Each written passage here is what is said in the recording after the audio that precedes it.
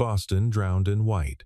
Daniel Harper stood at the window of the 32nd floor, watching snowflakes the size of quarters slam against the glass.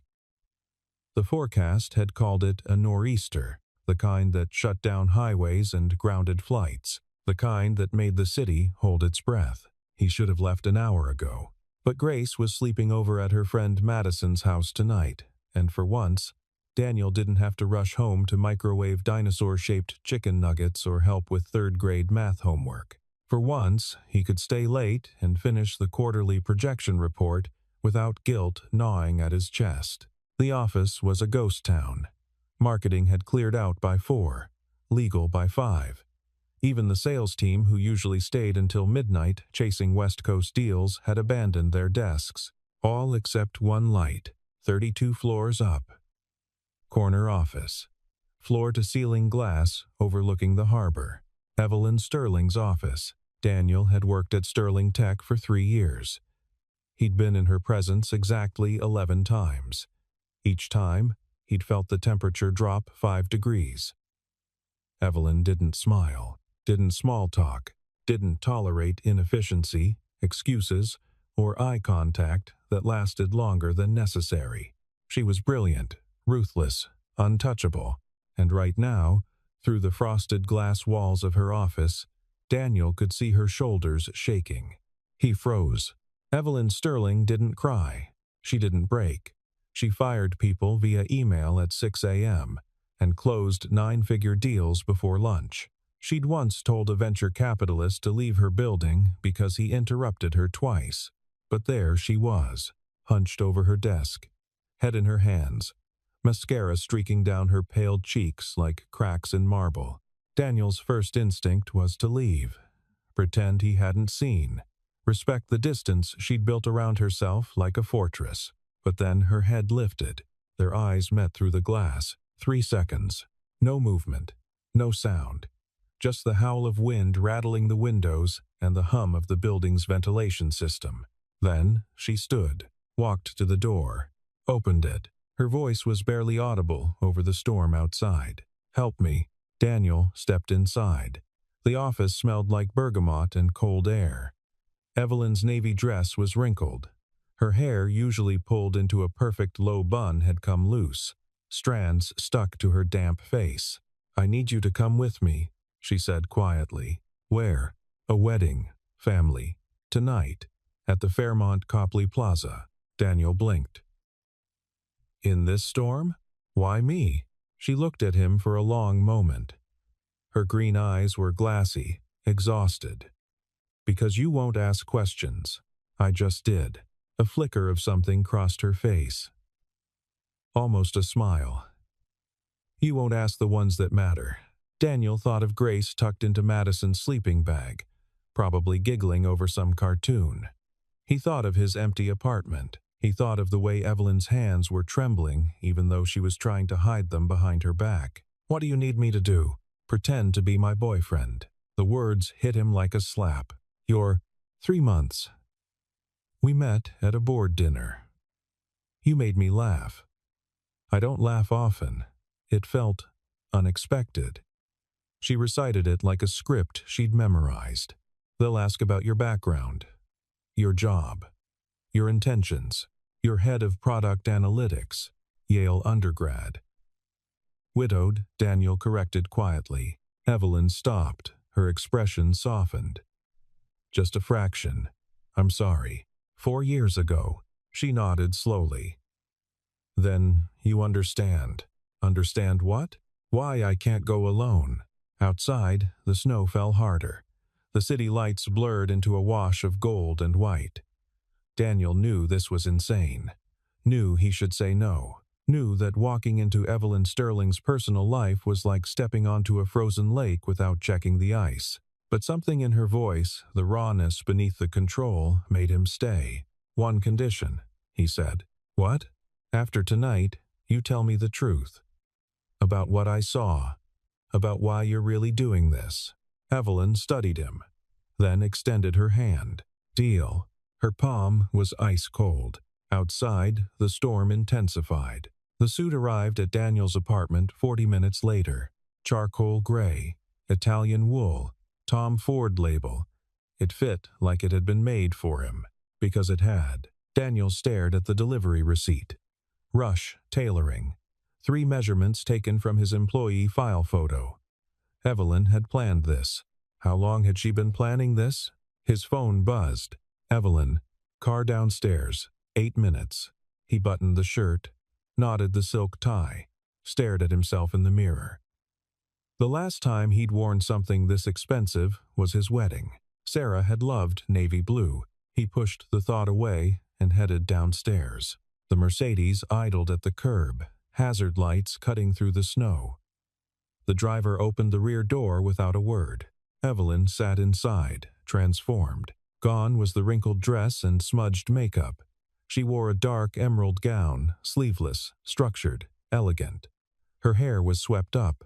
Diamond earrings caught the streetlight. She looked like she belonged on a magazine cover, but her hands were clenched in her lap. "You clean up well," she said as Daniel slid in beside her. "So do you." The car pulled into traffic. Or what was left of it. The streets were nearly empty. Plows worked overtime. The city moved in slow motion. "Ground rules," Evelyn said. She didn't look at him. "We met 3 months ago, October 15th, board dinner at No. 9 Park. You made a comment about the wine pairing. I corrected you. You didn't get defensive. I found that refreshing."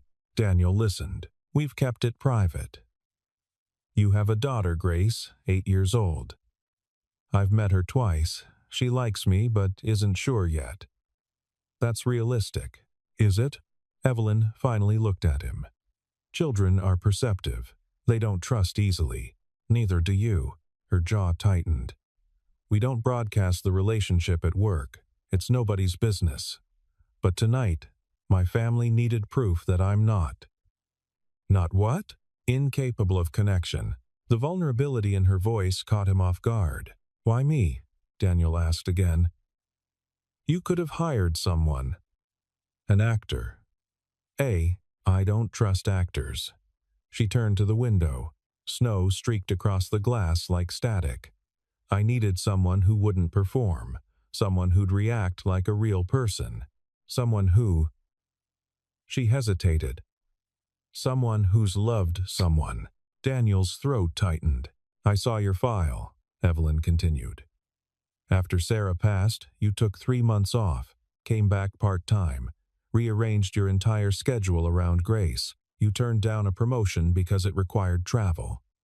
She looked at him. "You know what it's like to put someone else first, and you don't?" The honesty was brutal. "My family thinks I'm broken," she said quietly. "My mother thinks I'm selfish. My brother thinks I'm lonely. My ex-fiancé thinks I'm—" She stopped herself. "Ex-fiancé? He'll be there tonight." Daniel exhaled slowly. "Great. His name is Nathaniel Cross. We were engaged for 8 months. He wanted me to scale back at work. Said I was choosing the company over us." He wasn't wrong. Her voice was flat, clinical. "He married someone else 6 months ago. My cousin. Jesus. It's fine." "It's not." Evelyn's expression didn't change, but her fingers uncurled slightly. "The story is simple. We're dating. It's new but serious. You make me happy. I'm trying." She paused. "Can you sell that?" Daniel thought about the way she'd looked in her office, the way her voice had cracked on the words, "help me," the way she was holding herself together now with nothing but sheer will. "Yeah," he said. "I can sell that." The car turned onto Dartmouth Street. The Fairmont Copley Plaza glowed ahead like a palace in the snow. Evelyn reached for the door handle, stopped, turned back to him. "Thank you," she said quietly. "Don't thank me yet." She almost smiled. Then they stepped into the storm. The Fairmont lobby was a cathedral of marble and gold, crystal chandeliers the size of compact cars, Persian rugs thick enough to swallow footsteps. A string quartet played Vivaldi near the curved staircase, and waiters glided through the crowd with champagne flutes balanced on silver trays. It was a different world, Daniel's world was Grace's soccer games and grocery store sushi and trying to fix the washing machine with YouTube tutorials. This was wealth that didn't announce itself. It simply existed, unquestioned and absolute. Evelyn's hand slipped into his. Her palm was still cold. "Smile," she murmured. "My mother's watching." Daniel followed her gaze. Margaret Sterling stood near the grand staircase, draped in cream silk and pearls. She was 70 but looked 55. Her posture was military straight, and her eyes pale blue, calculating locked onto Daniel like a sniper finding her target. She approached slowly, deliberately. "Evelyn." No warmth, just acknowledgement. Then her gaze shifted. "And you must be Daniel." "Mrs. Sterling." He extended his hand. She took it with 2 fingers, like touching something distasteful. "Yale, I'm told." "Yes, ma'am." "Class of?" 2009. She released his hand. "And your family?" "Where are they from?" "Pittsburgh. My father was a union electrician." "My mother taught elementary school." Margaret's expression didn't change, but the silence said everything. "How?" "Grounded," she said finally. Evelyn's grip on Daniel's hand tightened. "And you work for my daughter." "With her," Daniel corrected gently. "I lead the product analytics team." "How convenient." Mother Evelyn started. "I'm simply curious, darling. You've never brought anyone to a family event. Forgive me for wanting to understand who's captured your attention." Margaret smiled. It didn't reach her eyes. "You're very selective about where you invest your time." "Daniel's different." "Is he?" Before Evelyn could respond, a man's voice cut through the tension. "Evie!" A tall man in his early 40s approached, sandy hair, easy smile, navy suit tailored to perfection. He pulled Evelyn into a hug that actually looked genuine. "William?" Evelyn said, and her shoulders relaxed a fraction. William turned to Daniel. "You're the mystery man." Finally. He shook Daniel's hand with real warmth. "William Sterling, the disappointing sibling. He's a professor at Harvard," Evelyn said. "Constitutional law, which pays nothing and impresses no one at these events," William said cheerfully. "But at least I'm not the one running a tech empire and dating an employee. You're definitely the rebel now." Margaret's jaw tightened. "We should find our table," she said coldly. "The ceremony starts in 20 minutes. She turned and walked away, heels clicking on marble. William winced. Subtle as ever. He looked at Evelyn. "Fine. Liar." He squeezed her shoulder. "Hang in there. And you," he pointed at Daniel, "survive tonight and you're officially family. In the most horrifying sense." He walked off. Evelyn exhaled slowly. "I'm sorry," she said quietly. "For what?" "For subjecting you to this." Daniel looked around the ballroom. Guests in designer gowns and tuxedos. A 10-tier wedding cake that probably cost more than his car. A world where people were measured by pedigree and tax brackets. "I've faced worse," he said. "Like what?" "Grace's school talent show. 2 hours of off-key recorders." Evelyn laughed. Actually laughed. Quiet and sudden and real. And for just a second, the fortress cracked. Then a voice behind them, smooth, confident, familiar to her, made Evelyn's entire body go rigid. "Evelyn, you look stunning." Daniel turned. The man standing there was perfect. Objectively, undeniably perfect. Tailored tuxedo, sharp jawline, dark hair graying at the temples in that distinguished way. He looked like he'd stepped out of a cologne ad. And the way Evelyn was looking at him, this was Nathaniel Cross, the ex-fiancé. The wound that hadn't healed. Nathaniel's smile was polished. Practiced. The kind that had probably closed 1,000 deals. "It's been a while," he said to Evelyn. 6 months, she replied. Her voice was controlled. Too controlled. "Has it?" Nathaniel tilted his head. "Feels longer." His gaze shifted to Daniel. "And you are?" "Daniel Harper. Nathaniel Cross." They shook hands. Nathaniel's grip was firm. Competitive. How do you know Evelyn? We're dating. Nathaniel's eyebrows rose. Just a fraction. Are you? How? Unexpected. Why unexpected? Evelyn asked. Because you once told me you didn't have time for relationships. That work came first. That commitment meant compromise, and you didn't compromise. His tone was light, but the words landed like stones. Has something changed? What? Evelyn's expression didn't waver. I met someone worth compromising for. Nathaniel studied Daniel. Really looked at him. And what do you do, Daniel? I work at Sterling Tech. A pause. You work for her? With her, Daniel corrected again. Nathaniel's smile sharpened. How modern. Dating your employee. I'm sure HR loves that. We're transparent about it, Evelyn said coolly. Unlike some people, the air between them crackled. Nathaniel raised his hands in mock surrender. I'm not here to fight, Evie. I'm happy for you, truly. He glanced toward the ballroom entrance. Claire will be thrilled to hear you've moved on. Claire, the cousin, the woman Nathaniel had married. Evelyn's jaw tightened, but she said nothing. Enjoy the wedding, Nathaniel said. He paused, looked at Daniel. Take care of her. She's fragile. Even if she won't admit it. Then he walked away. Evelyn stood perfectly still. Too still. Evelyn, I need air. She turned and walked toward the terrace doors. Fast. Precise. Like she was fleeing a fire. Daniel followed. The terrace was empty. Snow swirled through the air, coating the stone balustrades and wrought iron furniture. The wind bit through Daniel's suit jacket, but Evelyn didn't seem to notice. She gripped the railing. Knuckles white. He's wrong, Daniel said quietly. About what? You're not fragile.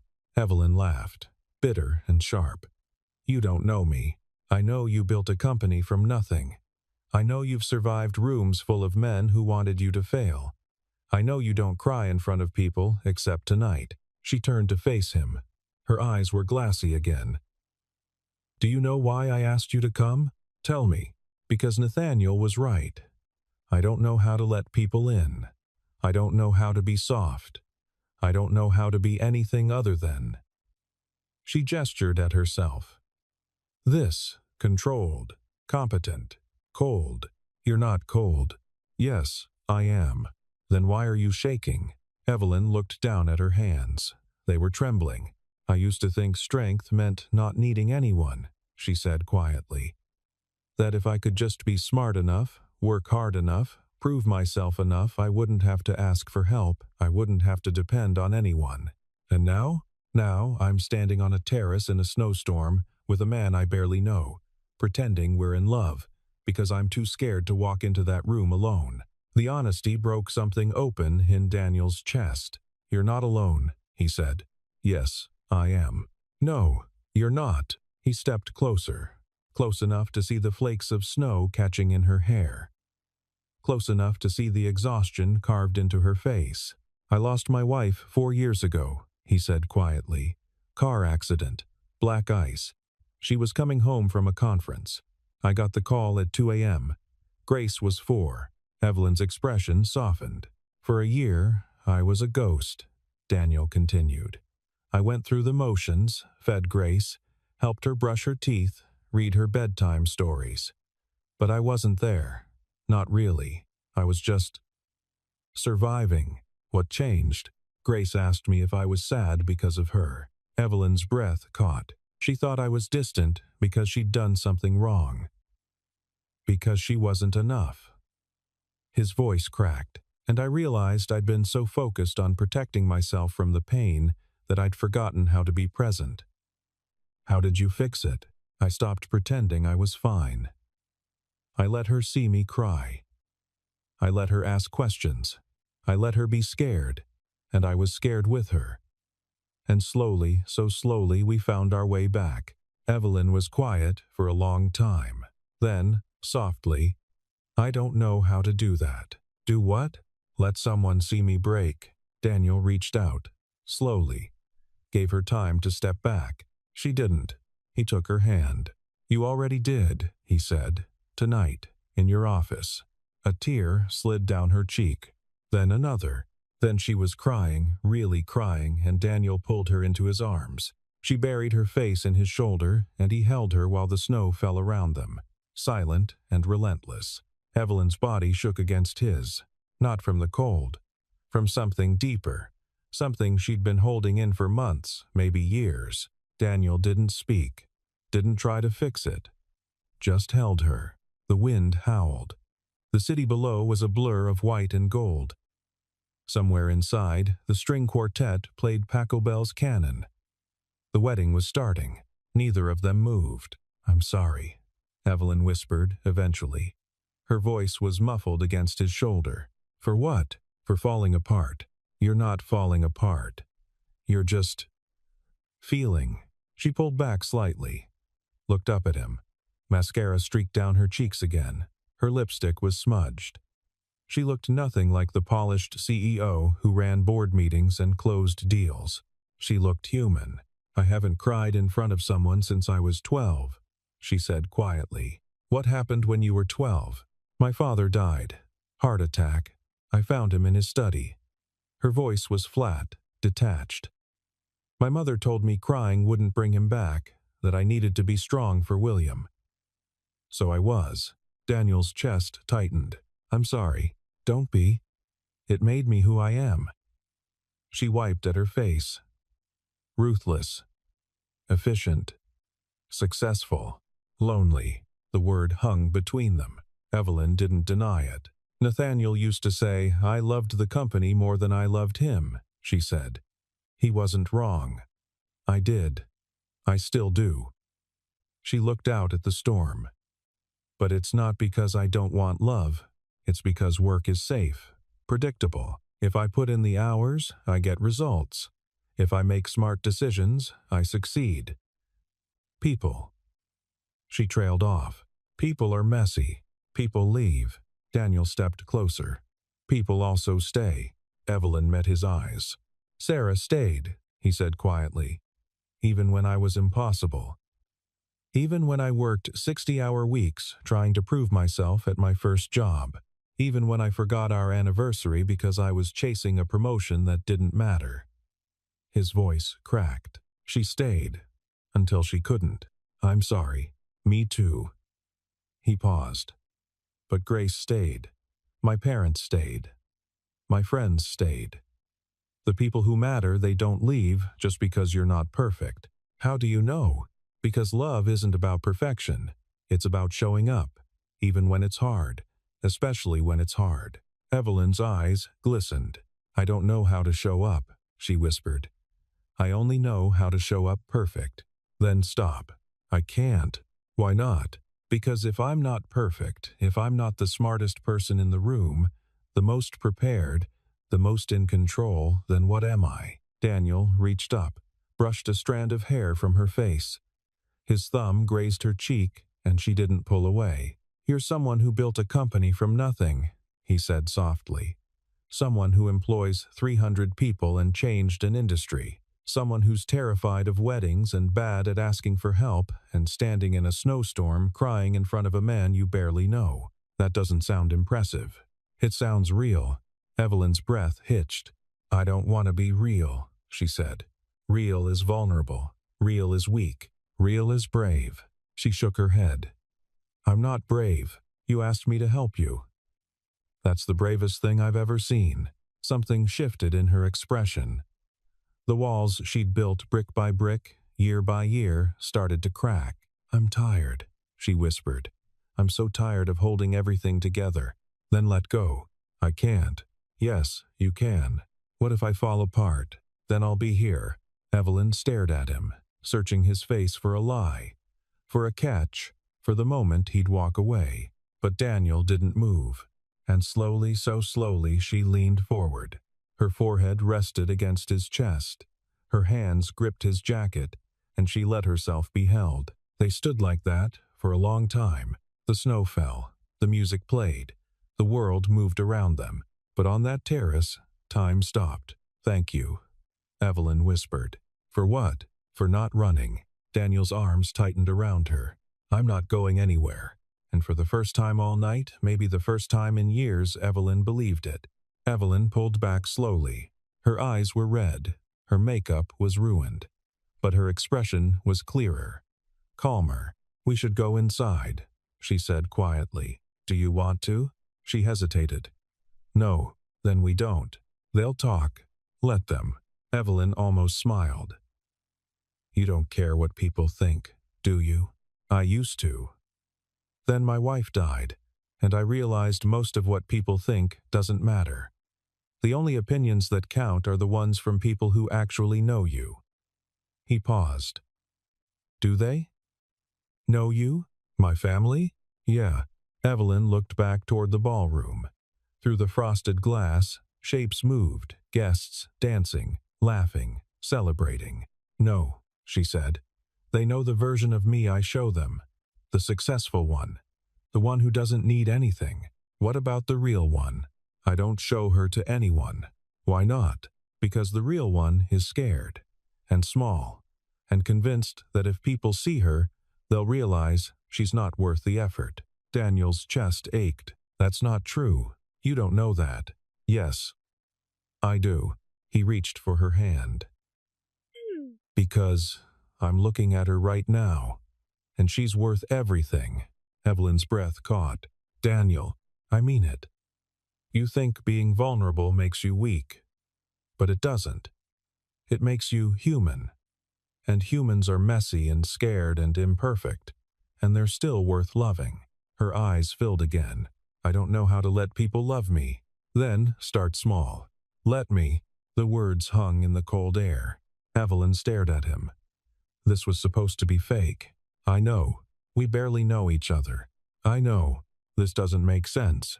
I know. She stepped closer. Close enough that he could see the flecks of gold in her green eyes.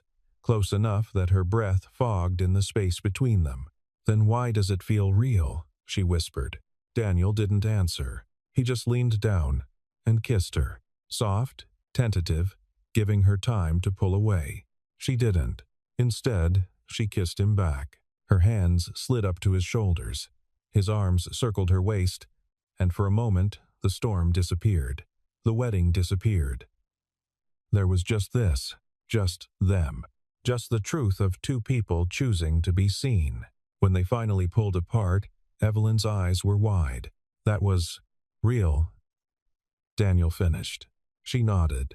Yeah, they stood there, foreheads touching, breathing in sync. Then the terrace door opened. Margaret Sterling stood in the doorway, her expression frozen in shock. Evelyn? Evelyn didn't step away from Daniel. Didn't drop his hand. Didn't fall back into the controlled, untouchable version of herself. She stayed. Mother, she said calmly. Margaret's gaze flicked between them. The ceremony is starting. We'll be there in a moment. People are asking where you are. I'm here. Margaret's jaw tightened. With him, a long, tense silence. Then Margaret turned and walked back inside, heels clicking on marble. Evelyn exhaled slowly. That went well, Daniel said dryly. Evelyn laughed, actually laughed. She hates you. Does that bother you? She looked up at him. No. Good. Evelyn squeezed his hand. We should probably go inside before she sends a search party. Probably. But neither of them moved. They stood on the terrace a moment longer, snow falling around them, holding on to something fragile and new and terrifying. Then, together, they walked back into the storm.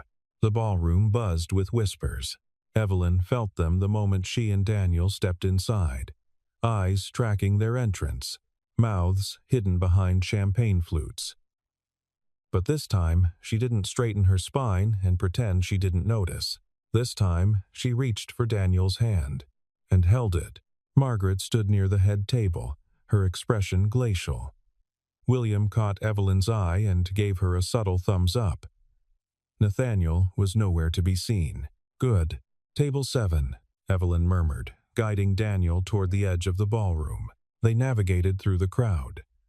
Evelyn nodded politely at distant cousins and family friends whose names she'd forgotten.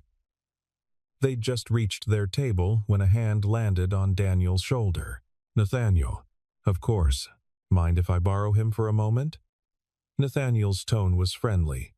Too friendly. Evelyn's grip on Daniel's hand tightened. "Actually," she started. "It's fine," Daniel said quietly. He looked at Evelyn. "I'll be right back." She wanted to protest, wanted to pull him away. But she nodded.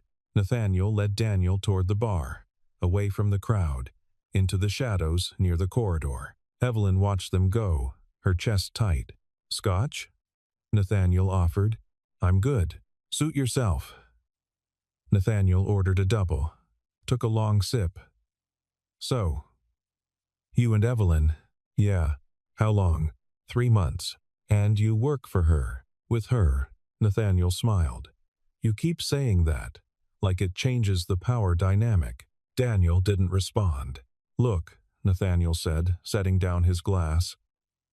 "About what?" "About you." Nathaniel leaned against the bar. "Evelyn is brilliant, driven, extraordinary. But she's also incapable of putting another person first. She can't. It's not in her wiring. You don't know her as well as you think. I was engaged to her for 8 months. I know her better than most." Nathaniel's voice softened. "She'll tell you she's trying. She'll make promises. But when it matters, when there's a choice between you and the company, she'll choose the company. Every time. Maybe she just didn't choose you." Nathaniel's smile faded. "I cared about her," he said quietly. "I wanted to build a life with her. But she couldn't let go of control long enough to let me in. She couldn't be vulnerable, couldn't admit she needed help, couldn't be anything other than perfect." He paused. "Can she do that with you?" Daniel thought about the terrace, about the way Evelyn had broken open in his arms, about the kiss that had felt like the first honest thing either of them had done in years. "Yeah," he said. "She can." Nathaniel studied him. "Then you're either lying or you're in for a world of hurt." "I'll take my chances." Daniel met his gaze. "Because she's worth it." Nathaniel laughed. Bitter and low. "Good luck with that." He walked away. Daniel stood there, Nathaniel's words echoing in his head. "She can't love. She'll choose the company. You're in for a world of hurt." He wanted to dismiss it, wanted to believe Nathaniel was wrong, but doubt crept in anyway. Evelyn saw them return, saw the tension in Daniel's shoulders, saw the way Nathaniel's smile didn't reach his eyes. She stood and crossed to Daniel. "What did he say?" "Nothing important." "Daniel, he said you can't love." Daniel's voice was quiet. "That you'll always choose work over everything else." Evelyn's face went pale. "Is he right?" Daniel asked. She opened her mouth, closed it. "I don't know. That's not an answer. It's the only one I have." They stood there, the noise of the party swirling around them, and Evelyn realized this was the moment where she could retreat, rebuild the walls, protect herself. Or she could choose something else. Evelyn's heart hammered. Nathaniel appeared at her elbow. "Can we talk? Privately?" "Evelyn." I said no. He sighed. 5 minutes. "Please."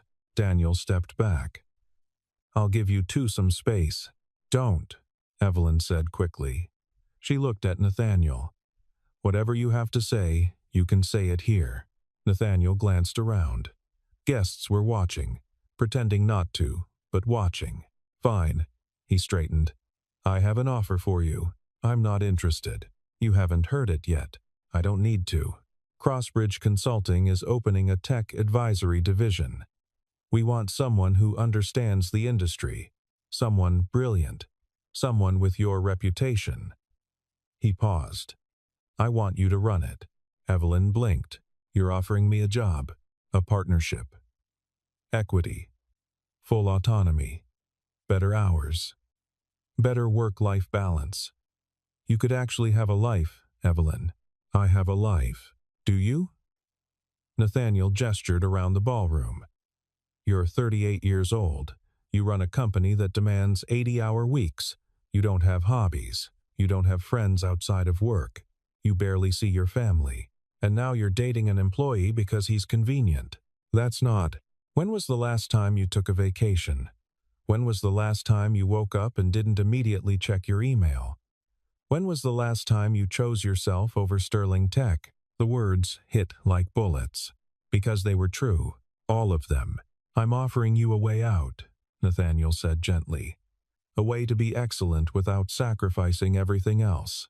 Evelyn looked at him. Really looked at him. He meant it. He genuinely thought he was helping. But he was wrong. No, she said. Evelyn, I said no. She took a breath. Because I'm not looking for a way out. I'm looking for a way through. Nathaniel frowned. What does that mean? It means I'm tired of people telling me I have to choose. Work or life. Success or love. Control or vulnerability. Her voice was steady. Certain. I don't want balance. I want integration. I want a life where I can be ambitious and soft, driven and present, successful and human. That's not realistic. Maybe not. But it's what I want. Nathaniel shook his head. You're chasing an impossible standard. Then I'll fail. But at least I'll fail trying to be whole, not trying to be half of myself. She turned to Daniel. He was watching her, eyes dark, expression unreadable. I choose myself, Evelyn said, loud enough for Nathaniel to hear, loud enough for the room to hear. Not the version of me that makes other people comfortable, not the version that's easy to understand, the real one, the messy, complicated, imperfect one. Daniel's expression softened. Nathaniel stared at her. You're making a mistake, probably. She smiled, small and real. But it's mine to make. He stood there a moment longer, then nodded slowly. I already did. He walked away. The room was silent. Then William started clapping. Slow, deliberate. A few others joined in. Tentative at first, then louder. Margaret stood frozen near the head table, her expression unreadable. Evelyn didn't look at her. She looked at Daniel, and for the first time in her life, she didn't care what anyone else thought. She crossed to him, took his hand. Let's get out of here, she said. Daniel smiled. Yeah. What about the wedding? They'll survive without me. Your mother. We'll get over it. Daniel laughed. You sure? Evelyn squeezed his hand. I've never been more sure of anything. They walked out together, into the snow, into the unknown, into something real. The cold hit them the moment they stepped outside. The snow had intensified. Fat, heavy flakes that blurred the city into abstraction. The streets were nearly empty. Plows rumbled in the distance. The valet looked startled when they appeared. Your car, Miss Sterling? Yes, please. He hesitated. The roads are… I know. He nodded and hurried off. Evelyn and Daniel stood under the portico, watching the storm. You just walked out of your cousin's wedding, Daniel said. I did. Your mother's going to kill you. Probably. Was it worth it? Evelyn looked at him. Yes. The Mercedes pulled up. They climbed inside. The driver glanced in the rearview mirror. Where to? Evelyn paused. Then, the river. Ma'am? Charles River. Near the Esplanade. The driver nodded and pulled into traffic. They drove in silence. The city slid past gold streetlights, dark windows, snow piling on empty sidewalks. Boston had shut down. The storm had won. But inside the car, it was warm. Evelyn's hand found Daniel's. I meant what I said back there, she said quietly. About choosing yourself? Good. I don't know how to do it. No one does. You just… start. Daniel thought for a moment. By being honest. About what you want? About what scares you? About what you need? What if people leave? Some will. What if everyone does? Then you'll still have yourself. And that's enough. Evelyn's eyes stung. I've spent my entire life trying to be indispensable, she said. Trying to be so good so valuable that people wouldn't dare walk away. But it didn't work. My father still died. Nathaniel still left.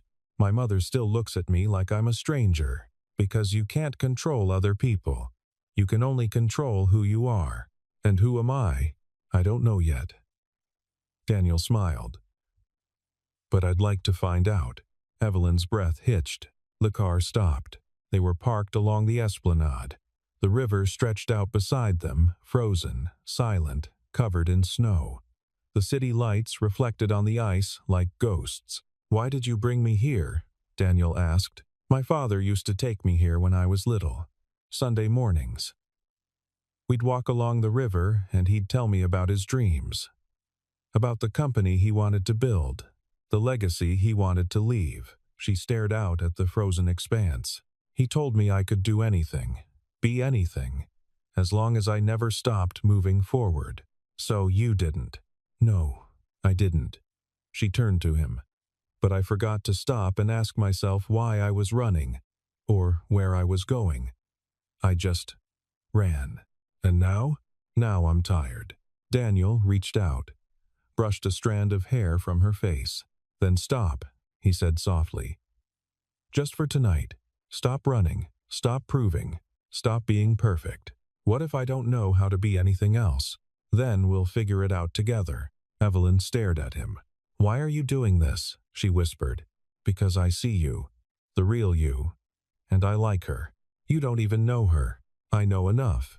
Evelyn's walls crumbled. She leaned forward, kissed him. Not tentative this time. Not careful. Real. When they pulled apart, her voice was barely audible over the wind. "I don't want to pretend this didn't happen. Neither do I. I don't know where this goes. Me neither. I'm probably going to mess it up. Probably." She laughed. Soft and broken and real. "Come home with me," she said. Daniel searched her face. "You sure?" "No. But I'm doing it anyway." He smiled. "Okay." They told the driver the address, and the car pulled back into the storm. The penthouse was exactly what Daniel expected. Floor-to-ceiling windows overlooking the harbor. Minimalist furniture, sharp lines, neutral colors, nothing out of place. Art on the walls that probably cost more than his salary. Everything curated, everything controlled, everything empty. Evelyn kicked off her heels the moment the door closed. "Do you want something to drink?" she asked. "Water's fine." She disappeared into the kitchen. Daniel wandered toward the windows. The city sprawled below dark except for scattered lights and the glow of snow-covered streets. It was beautiful. Cold, lonely. Evelyn returned with 2 glasses of water. They stood side by side, looking out at the storm. "This is where you live," Daniel said. "It's nice. It's empty." He glanced at her. "I bought it 5 years ago," Evelyn said quietly. "After my engagement ended, I wanted something that was mine. Something no one could touch. Something I controlled completely." She set down her glass. "But it's just space. I work. I sleep. I leave. There's nothing here that makes it home. What would make it home? I don't know." She turned to him. "I've never had one." "Not really. After my father died, the house felt like a museum. My mother preserved everything, his study, his books, his chair. Like if she kept it all perfect, he'd come back." Her voice cracked. "But he didn't. And I learned that you can't hold on to people by freezing time." Daniel stepped closer. "You can't hold on to people at all," he said gently. "You can only love them while they're here." Evelyn's eyes filled. "I'm so tired of being alone," she whispered. "Then stop. I don't know how." "Yes, you do. Let me stay." The words hung between them. Evelyn's breath caught. "For tonight?" she asked. "For as long as you'll have me." "Daniel, I'm not asking you to be perfect. I'm not asking you to have all the answers. I'm just asking you to try. What if I can't? Then we'll figure it out. What if I hurt you? You will. And I'll hurt you. That's what people do. But it doesn't mean we stop trying." Evelyn stared at him, tears streaming down her face now. "I don't deserve you," she whispered. That's not your decision to make. She laughed. Broken, and wet, and real. Then she closed the distance, kissed him. Her hands slid up to his face, his arms wrapped around her waist, and for the first time in years, Evelyn felt something other than fear. She felt hope. They ended up on the couch, not doing anything, just sitting close, her head on his shoulder, his hand in her hair. The storm raged outside. The city slept. Inside, it was quiet. Tell me about Grace, Evelyn said softly. Daniel smiled. She's fierce, smart, funny. She asked me last week if women can be presidents, and when I said yes, she announced she's running in 2048. Evelyn laughed. She sounds incredible. She is? He paused. She'd like you. How do you know? Because you're not fake. Kids can smell fake from a mile away. Evelyn was quiet for a moment. I'd like to meet her, she said. For real? Yeah? Yeah. Daniel kissed the top of her head. She'll have questions. I know. She'll test you. Good. She might not like you at first. I don't like me most of the time. We'll figure it out. Daniel laughed. They sat in comfortable silence for a while. Then Evelyn spoke again. I'm scared, she admitted. Of what? Of this. Of us. Of wanting something I might not get to keep. That's love, Daniel said quietly. It's terrifying. Because it's real. And real things can be lost. How do you live with that? You don't. You just love anyway. Evelyn closed her eyes. Stay, she whispered. Tonight. Tomorrow. As long as you want. Okay. I don't know what I'm doing. Neither do I. We're going to mess this up. Probably. But you're staying anyway? Daniel pulled her closer. Yeah, he said. I'm staying. Evelyn woke to unfamiliar warmth. For a moment, she forgot where she was. Then she felt the weight of Daniel's arm across her waist. Heard his steady breathing. Saw the snow still falling outside. Dawn was breaking. Soft and gray and quiet. She turned carefully. Daniel was still asleep. His face relaxed. Peaceful. She watched him for a long moment. Then she got up, padded to the kitchen, made coffee. When she returned, he was awake. Morning, he said, voice rough with sleep. Morning. She handed him a mug. They sat by the window, watching the city wake up under fresh snow. What happens now? Evelyn asked quietly. I don't know. That doesn't scare you? Terrifies me. She smiled. Good. I'd hate to be the only one. Daniel reached for her hand. We'll figure it out, he said. One day at a time. One honest conversation at a time. One mistake at a time. Evelyn leaned into him. Outside, Boston stretched endlessly white and new and waiting. Inside, two people sat in the quiet morning light. Not perfect, not certain, just real. And for now, that was enough.